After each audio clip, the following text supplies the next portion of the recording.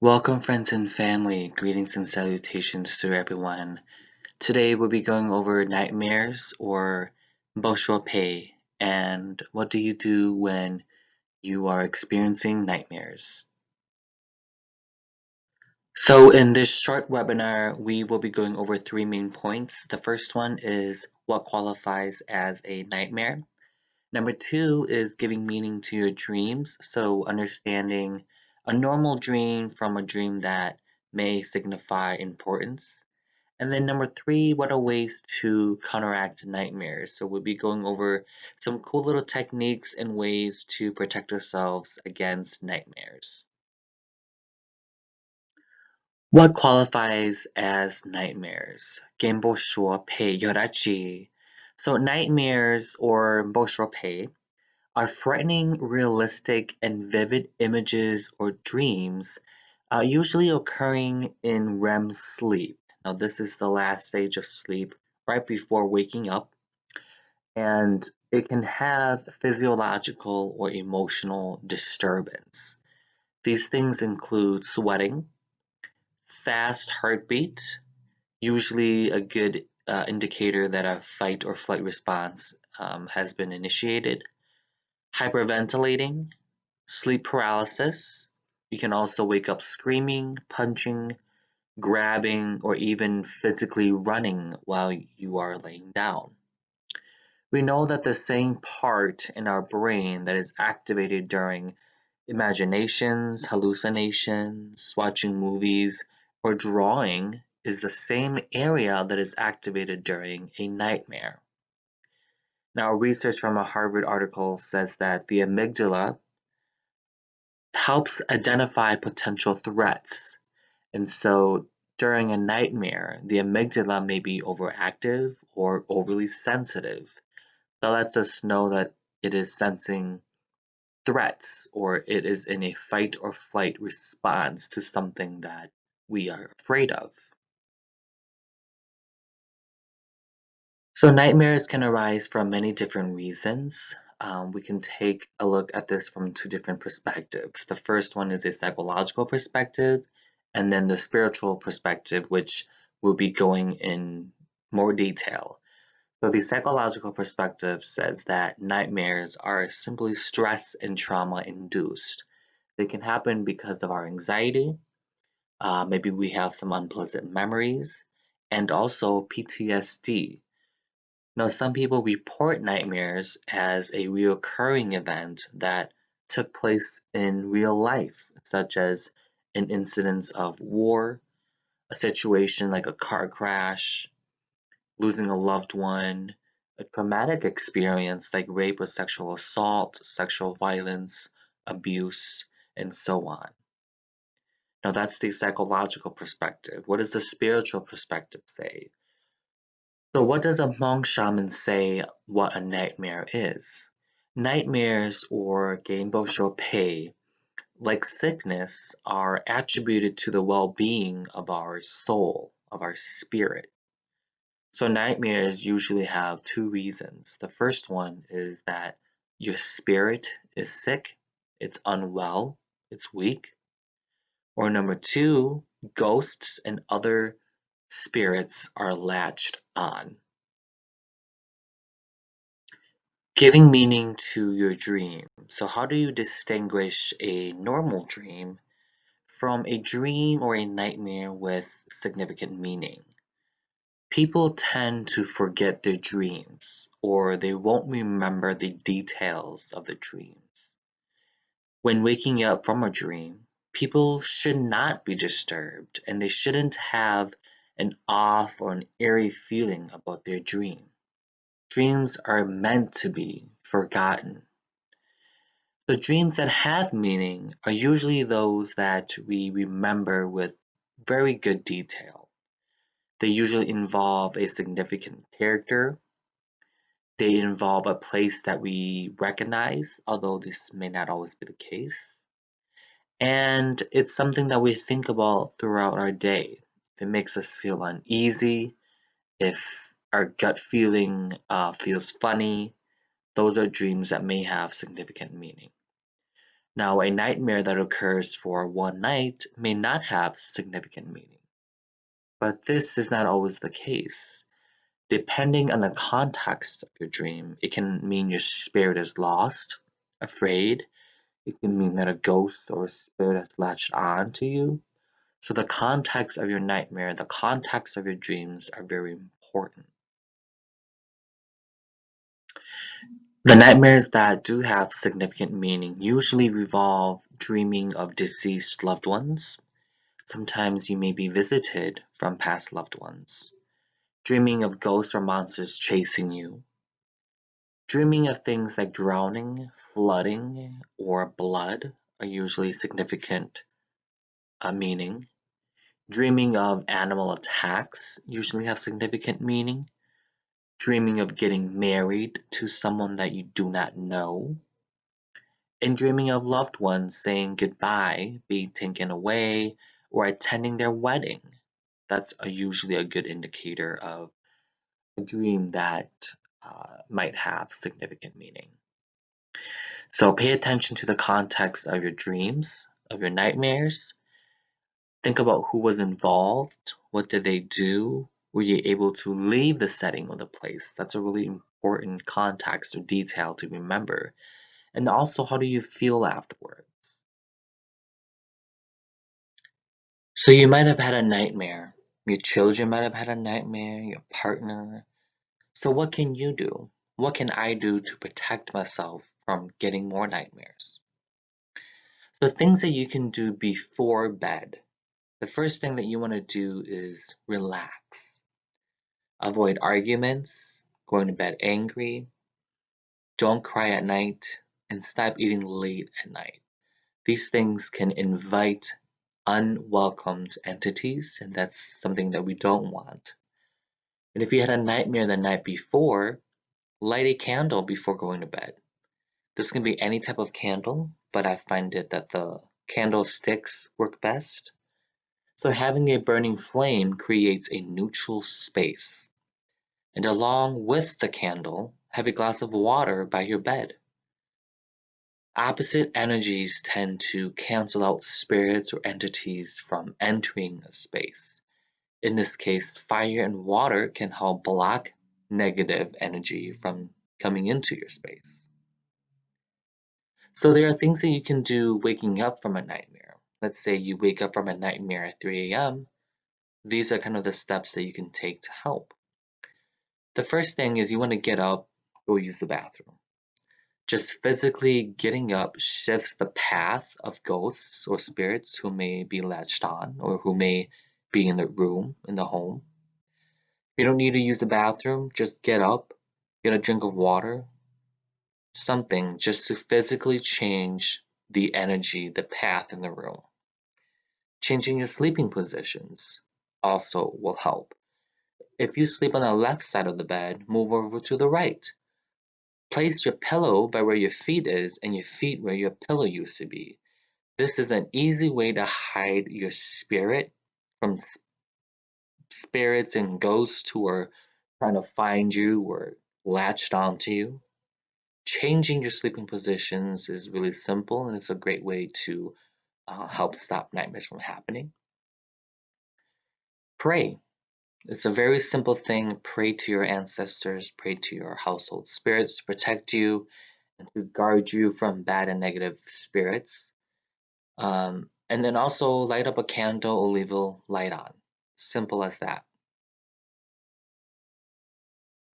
Now, if you've been having nightmares for a few nights in a row now, or if your child keeps waking up at night and you may be dealing with something more than just a nightmare. Nightmares are accompanied by wild entities in the Hmong known as Chachua, Damblong, or Daton Chai Tong He. So what are these? A Chachua is the entity responsible for sleep paralysis, and they can come in many shapes and many forms. A Damblong is also known as a Bonzong or a ghost. And a Daton Chai Tong He is known as the hungry ghost or hungry spirit. So consider doing the following. burn jaws, and state out loud that you are cleansing your home. Spiritually cleanse your home. Tie cloth string with enchanted words. Or we also do bleu, which translates over to sweeping cloth for a child that is crying at night. And we will get into these in the next slide. So a spiritual cleansing of the home is recommended when you are wondering how to get rid of nightmares. This is a condensed version of how to spiritually cleanse your home. If you're interested in a more detailed version, go to my YouTube channel. And in that video, I explain how to cleanse your home step by step. But the first thing that you need is 1 or 3 joss sticks, a branch, and spirit money tied together with a red cloth. Now the spirit money that you want to use is known as chuanda. It's the long type. If you don't have chuanda, or if you don't know how to make it, just use a branch. Or if you don't have branches around, go ahead and just use the joss. So the first thing that you want to do is start in your bedroom. Start there and then move into the other bedrooms, through the hallways, through all the closets, the bathrooms, the living room, the dining room, move into the kitchen, the basement, through all the living quarters in your home. And then you want to exit through a front door. Make sure you go through your front door, and if you can, burn it far away from your home. And if you can't burn it, then just store it away. And when you return, you want to come through a different door. So when you are done burning the paper or throwing it away and you're coming back inside, use a different door. You could use a side door, you could use a back door. Now, if you don't have a second door, just walk around your building once or twice and then come through the same door. The reason we do this is because by doing that, we're changing the path of when we took all that negative energy and threw it out. That's really, really important. Now again, if you're interested in what to say and how to cleanse the space, a step-by-step procedure, feel free to go to my YouTube and you can find the video there. Another way to protect your home or yourself is to do a protection string using special chants, or also known as kokong. Now, this specific chant and string that I'm going to be teaching everyone is very simple. You tie this cloth or this string onto the inside of your home, typically to the front door. If you want, you could also do your bedroom door as well. So before starting, you want to turn on a candle. You will be tying a total of 3 knots. You would say the chant first, and then you blow the string with a cloth, and then you tie a knot. You do that 3 times. 1 on each end, and then 1 in the middle. The chant that you'll be saying is a chant used to knot or to tie or trap negative energy, negative ghosts or spirits, okay?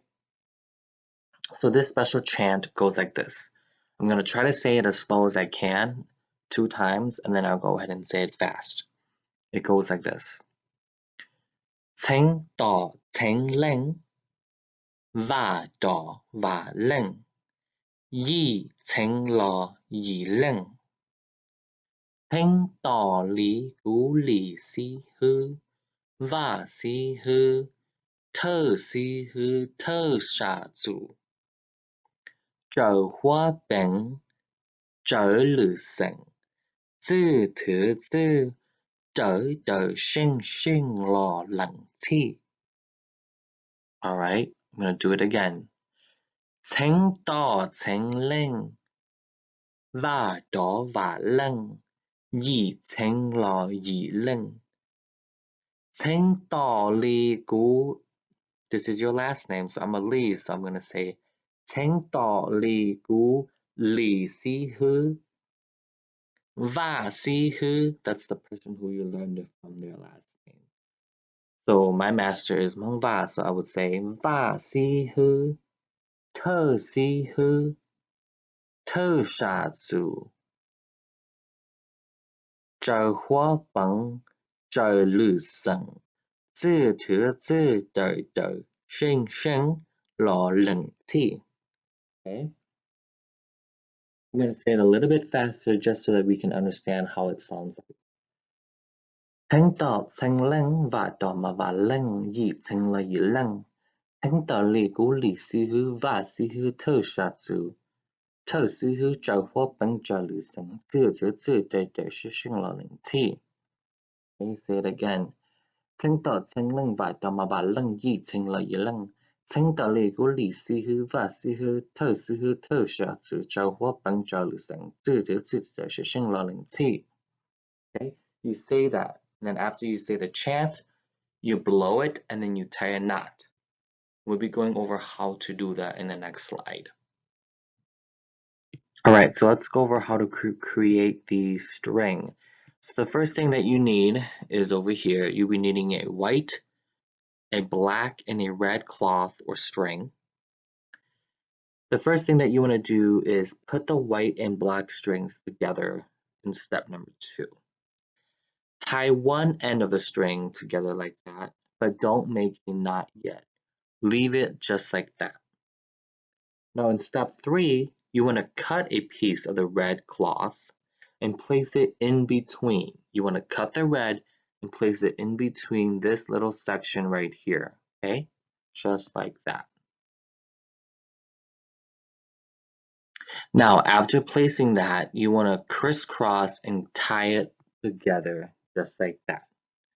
You want to repeat the same step for the other 2 knots. Now in step 6, as you can see, that should be what your final product should be like. Each knot on each end and then one in the middle. When you're done, you want to tie it onto your front door and tie it on the inside of the house. Now the next thing that I will be going over is called Mblö Kolha. That's a very ancient technique used for when babies or infants keep crying at night. This can indicate that nearby ghosts or spirits are close by. So step 1 is to have someone hold the baby or infant or the child, and I apologize for the spelling error there. Step number 2 is place a bath towel or a blanket over them. This is easier when they are sitting down.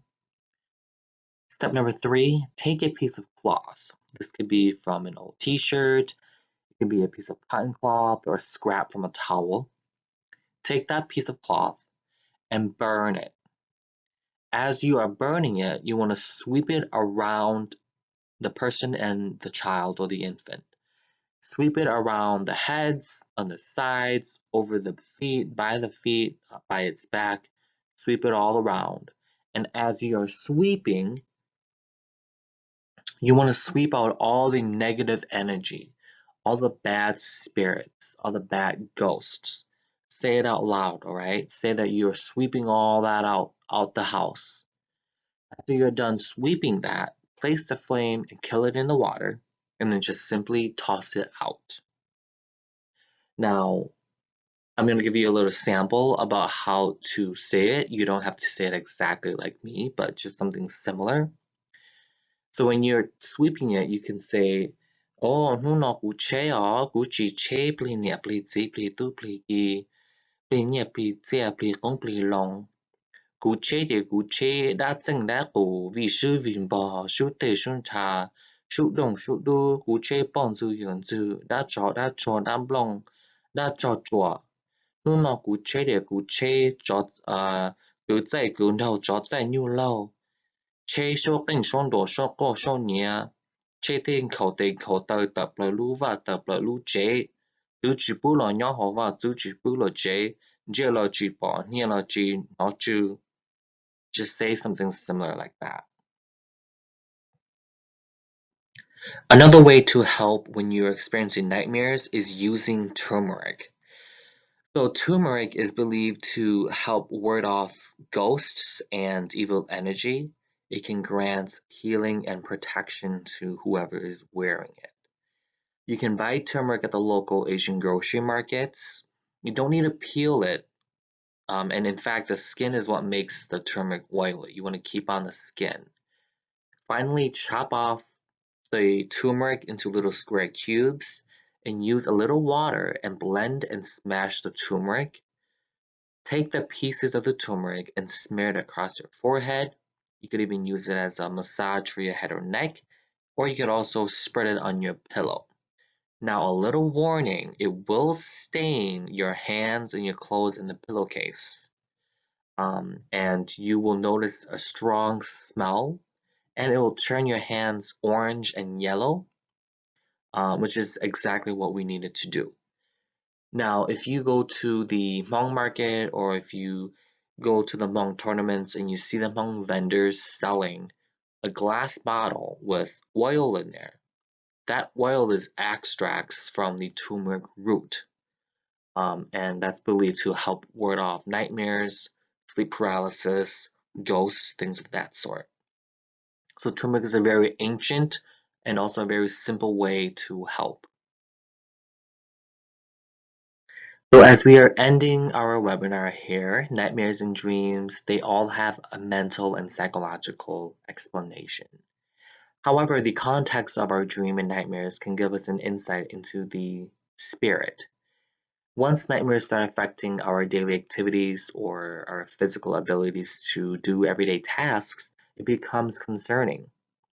Things like losing sleep, being scared, anxiety, they can all be side effects of nightmares. Nightmares turning into night terrors can also have some very serious spiritual implications. So if you're experiencing night terrors, if you're constantly experiencing nightmares, please reach out and ask someone for help. Alright, this ends our webinar on nightmares and Game Pay. I hope that we all learned a little bit today. Please leave your comments. If you have any advice, any tips, please feel free to leave that in the comments as well.